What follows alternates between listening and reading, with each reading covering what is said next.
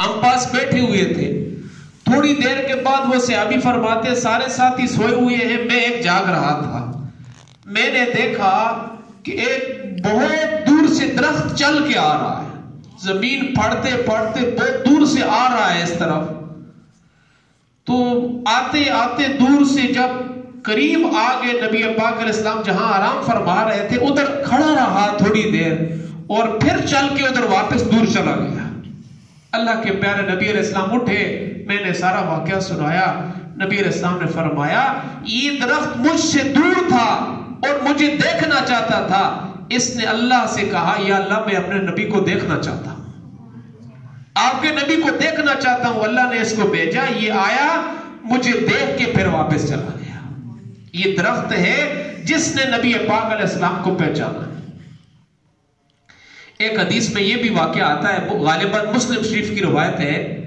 نبی پاک صلی اللہ علیہ وسلم کے پاس ایک صحابی ہے, اللہ کے رسول میں نے ایک اونٹ رکھا ہوا ہے, اور وہ اونٹ کی نکیل جب وہ نکل جاتی ہے تو پھر وہ قابو سے باہر ہو جاتا ہے. میں نے اونٹ رکھا ہوا ہے, وہ مجھے تکلیف دیتا ہے, ہانکتا ہے, یعنی آسان الفاظ میں جیسے ہلکا ہو جاتا ہے, یعنی وہ اونٹ بالکل پاگل ہو گیا, مجھے نقصان دیتا ہے. نبی پاک علیہ السلام مسجد سے نکلے, اس کے باغ میں تشریف لے گئے. جب باغ کے قریب گئے تو صحابی کہنے لگے اللہ کے رسول آپ آگے نہ جائیں, دیکھیں اونٹ آوازیں نکال رہا ہے. غصے کی وجہ سے جب اونٹ آوازیں نکالتا ہے بڑی اونچی اونچی, اللہ کے نبی آپ نہ جائیں, وہ اونٹ آپ کو تکلیف دے گا. نبی پاک علیہ السلام نے جب کہا کھولو دروازہ تو کھولو, جب دروازہ کھولا اونٹ غصے میں تھا اور شدت سے غصے میں تھا, بہت دور کھڑا ہوا تھا. جب اس کی نظر وضحا کے چہرے پہ پڑی اور لیل کی زلفوں پہ پڑی تو پھر وہ فوراً ادھر سے دوڑتا ہوا آیا. صحابی ڈر گئے, اللہ کے رسول وہ تو آ رہا ہے. اللہ کے پیارے نبی فرماتے تم کھڑے ہو جاؤ. وہ اونٹ دور سے بھاگتا ہوا آیا اور آ کر اپنا سر ہمارے پیارے آقا کے قدموں میں رکھ دیا. حدیث پاک میں آتا ہے اس نے سر پاؤں میں رکھا اور پھر وہ رونے لگا. اس کے آنسو نے صحابہ اکرام نے اس کے آنسو بھی دیکھے. نبی پاک علیہ السلام نے فرمایا اس آدمی صحابی سے یہ اونٹ تمہاری شکایت کر رہا ہے کہ تم اس سے کام زیادہ کرواتے ہو, کھانا کم کھلاتے ہو. تو اب میرے عزیزو یہ اونٹ ہے جس نے نبی پاک علیہ السلام کو پہچانا ہے. اور بتاؤں اللہ ہم سب کو لے جائے, بار بار لے جائے. کہاں لے جائے؟ مدینہ منورہ میں لے جائے. اب مدینہ منورہ میں آپ جائیں گے تو وہاں 2 ممبر بنے ہوئے ہیں, 2 محراب ہیں, پرانا ایک نیا ہے. اب پرانے محراب کے ساتھ جہاں اذان دی جاتی ہے ادھر ممبر بھی بنا ہوا ہے. اس ممبر والی جگہ پہ ایک ستون ہے, 6 یا 8 ستون ہیں جنت البقیع کے, 8 یا 6 ستون ہے, مجھے بھی یاد نہیں ہے, 8 ہیں یا 6 ہیں. ہر ستون کے اوپر ایک نام لکھا ہوا ہے.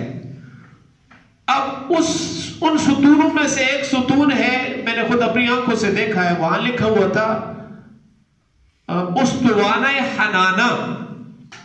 حنانہ اونٹنی کو کہتے ہیں. اب وہاں جس جگہ پہ وہ ستون ہے اس جگہ پہ ایک درخت تھا.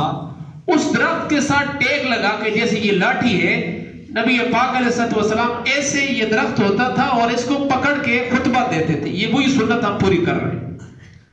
نبی علیہ السلام اس درخت کو, کھجور کے درخت کو پکڑ کے قوم کو خطبہ دیا کرتے تھے جمعہ کے دن. اب ایک دن ایسے ہوا کہ کسی انصاری عورت نے نبی پاک علیہ السلام کھڑا ہو کے خطبہ دیتے تھے تو ان کے لیے ممبر بنایا. اب ممبر بن گیا تو ممبر تو ادھر ہے, ستون ادھر ہے, آپ جا کر دیکھ لیں, وہاں پر ستون اس جگہ پہ ہے اور جو ممبر بنا ہوا ہے وہ اس جگہ پہ ہے.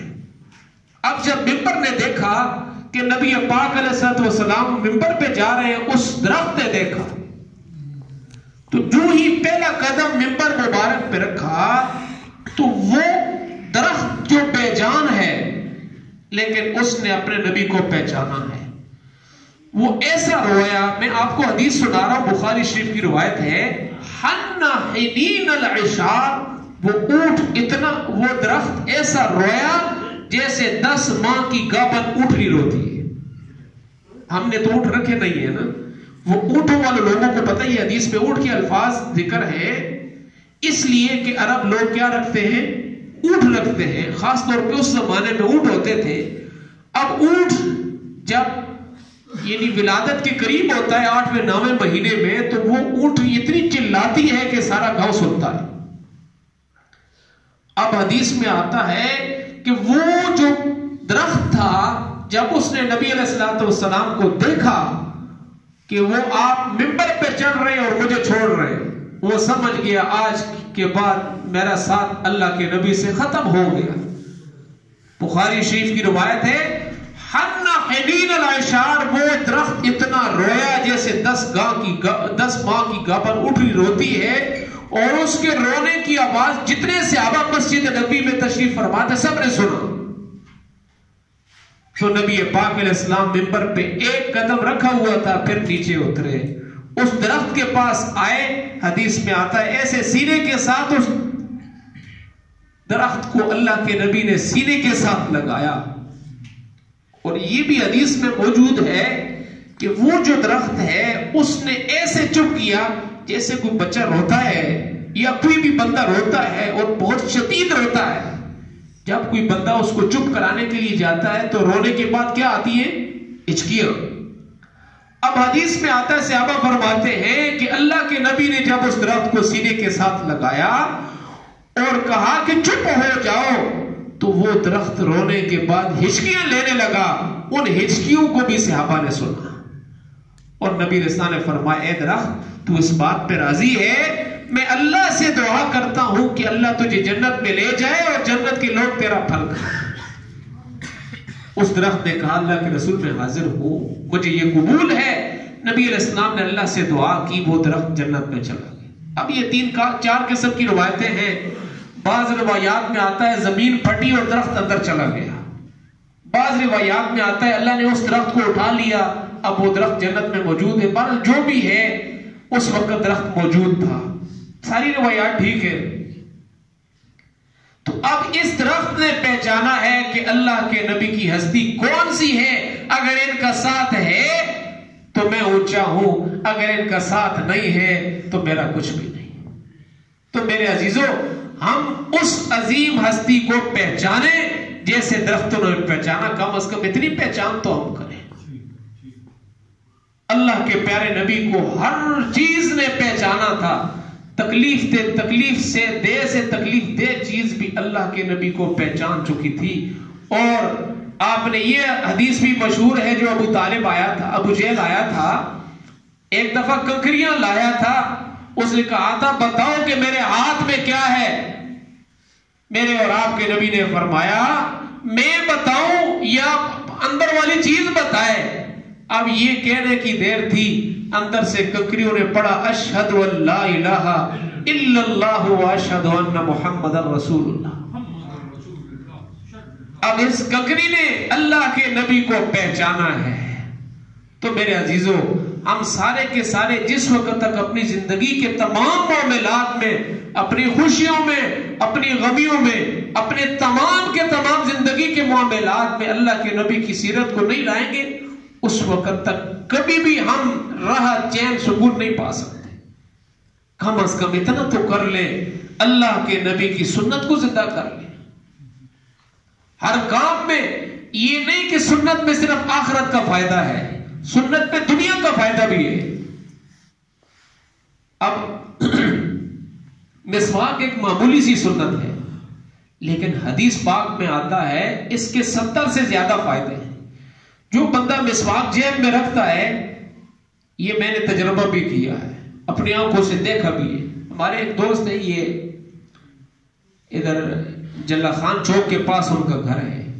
بہت سخت ایکسیڈنٹ ہوا, میں نے اپنی آنکھوں سے ان کو دیکھا. جس جگہ پہ ایکسیڈنٹ ہوا ہے جیسے وہ گرے ہیں, ان کی جسم کی کوئی چیز سلامت نہیں رہنی چاہیے.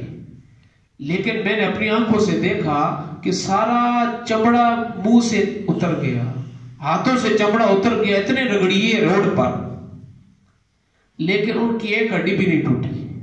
جب وہ گرا ہوش میں تھا, اس نے کہا کہ میں نے فوراً جیب میں ہاتھ ڈالا تو دیکھا مسواک تھی، تو میرے دل میں یہ فضیلت میں نے سنی ہوئی تھی، میں نے کہا انشاءاللہ میری کوئی ہڈی نہیں ٹوٹے گی. اور واقعہ ایسے ہی ہوا، تقریباً 40-50 فٹ دور وہ گھسٹتا ہوا گاڑی اس کو آگے لے گئی، موٹر سائیکل تیز تھا اس کے ساتھ لے گئی، لیکن ایک ہڈی بھی نہیں ٹوٹی. کس برکت سے؟ مسواک جیب میں تھی. یہ تو میں عام صرف سنا رہا ہوں. حدیث میں آتا ہے جو مسواک کے ساتھ وضو کر کے نماز پڑھی جاتی ہے 70 نمازوں کا ثواب ملتا ہے. جو بندہ پابندی سے مسواک کرتا ہے معدے کے مرض سے اللہ بچاتے ہیں، پابندی سے مسواک کرتا ہے مرتے وقت کلمہ نصیب ہوتا ہے. 70 سے زیادہ فضائل مسواک کے حدیث میں آتے ہیں. اب حدیث میں آتا ہے جب کوئی کام کرو دائیں سائڈ سے کرو. کدھر سے کرو؟ کپڑے پہنتے ہو پہلے یہ دایاں بازو پہنو پھر بایاں پہنو. غسل شروع کرتے ہو پہلے دایاں ہاتھ، وضو کرتے ہو پہلا دایاں ہاتھ، پانی پیتے ہو دایاں ہاتھ سے پیو، دیکھ کر پیو، 3 سانسوں میں پیو. اسی طریقے سے مسجد میں آتے ہو پہلے دایاں پاؤں اندر رکھو، باہر نکلتے ہو بایاں پاؤں اندر رکھو. اسی طرح حدیث میں آتا ہے جب تم جوتا پہنو پہلے دایاں پہنو، جوتے کو جھاڑ کر پھر پہنو. اب یہ آخرت کا فائدہ تو ہے ہی ہے، دنیا کا فائدہ کیا ہے؟ اب تقریباً 15-20 دن پہلے ہماری صدیقیہ مسجد میں ایک بندہ فجر کی نماز کے بعد میرے پاس آیا اور بہت رو رہا تھا. مجھے کہتا ہے مجھے دم ڈال دے. میں نے کہا کیا ہوا؟ کہتا ہے کہ میں صبح اٹھا ہوں نماز کے لیے تو میں نے جوتے میں پاؤں ڈالا تو اندر بچھو بیٹھا ہوا تھا. تو پھر اس کی زبانی چونکہ اس نے یہ بات سنی ہوئی تھی، کہتا ہے کہ واقعی سنت میں برکت ہے اگر کوئی کرے. تو اللہ کے نبی نے فرمایا جب تم جوتا رکھو کسی وقت بھی اس کو پہلے جھاڑو پھر پہنو. کہتا ہے اگر میں جھاڑ لیتا تو بچھو کے کٹے سے بچ جاتا، تو میں نے پاؤں اندر ڈالا ہے، اندر تو بچھو تھا اس نے کاٹ لیا ہے. تو ایسے ہی یہ بھی سنت ہے جب جوتا پہنو، خاص طور پہ سردیاں ہیں. آخرت کا فائدہ تو ہے ہی ہے، لیکن دنیا کا فائدہ یہ ہے کہ انسان نقصان سے بچ جاتا ہے. ایسے ہی ہمارے سارے بھائیوں نے ہاتھ میں کیا پہنا ہوا ہے؟ گھڑیاں. اکثر بھائی پہنتے ہیں گھڑی. اب پہنتے ہیں انگریزوں کو دیکھ کر. انگریز کیا کرتا ہے؟ بائیں ہاتھ سے بائیں کام سے جو اس کی مرضی ہوتی ہے، ٹریفک ہے وہ جا رہی ہے بائیں سائڈ سے جا رہی ہے. اللہ کے نبی نے کیا فرمایا؟ ہر کام کو دائیں سائڈ سے شروع کرو. تو ہمارے نبی کی سنت یہ ہے کہ دایاں ہاتھ کہاں ہے، گھڑی کہاں پہنیں گے؟ دایاں آج سے نیت کر لیں، پتہ نہیں تھا پہلے. تو جب گھڑی پہنیں گے تو دایاں ہاتھ میں پہنیں گے، اس وجہ سے کہ نبی علیہ السلام کی سنت کیا ہے؟ دائیں طرف سے شروع کرنا. اب گھڑیاں تو اس وقت نہیں تھی، لیکن ہر جو کام بعد میں آ رہا ہے دائیں سائڈ سے شروع کریں.